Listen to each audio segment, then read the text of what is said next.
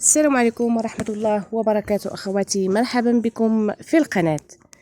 الفنان عادل بن الحجام بعد إصابته بالشلل كيبارطاجي بعض الفيديوهات الإيجابية والزوينة اللي كيبغي دائما يفرح بها يعني الجمهور ديالو. وهانتم غتسمعوا اشنو قال على الفنانه نجاة عتابو، ايضا الرد ديال الفنانه نجاة عتابو على داكشي اللي حط في الصفحه ديالو عبر مواقع التواصل الاجتماعي انستغرام.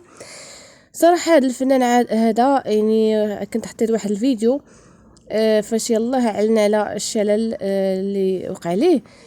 تبارك الله على واحد الكميه الهائله ديال حب الناس، يعني كلهم بغاو ليه الخير، كيتمنوا ليه الشفاء.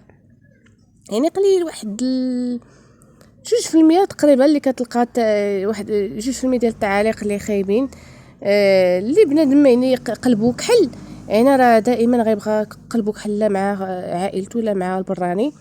المهم اخواتي، الفنان عادل بن الحجام كيقول كيحط واحد الفيديو، واحد المقطع ديال الفيديو، لانه الا حطيته غادي يعطيوني انذار ديال السهره مع الفنانه نجاة عتابو والفنان حسن ديكوك. وكيحط هانتوما تشوفوا كما كتشوفوا هاد السهره هذه كانت في نغمه وتاي، اللي كان المقدم ديال السهره هو عادل بن الحجام. كيقول شحال كان في عمرك فاش تفرجتي في هاد السهره مع الفنانه نجاة عتابو وحسن ديكوك؟ يعني راه السهره قديمه.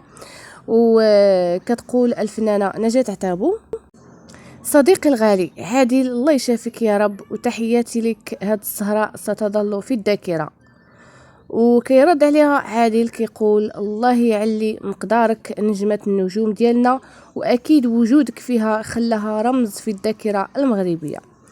صراحة انا ما نكذبش، يعني الفنانة نجاة عتابو يعني واحد الفنانة اللي عزيزة عليا، وفنانة من القدام اللي كبرنا معها، يعني كبرنا وحنا كنشوفها في التلفزه المغربيه. واحد الانسانه اللي بعيده كل البعد على المعاطيه وعلى فضائح، واحد الانسانه اللي دايره سوق راسها وفي خدمتها، تبارك الله عليها. وايضا عادل بن الحجام، الله يشافيه يا ربي ويشافي جميع المسلمين. وشكرا لكم اخواتي على المشاهده، والسلام عليكم.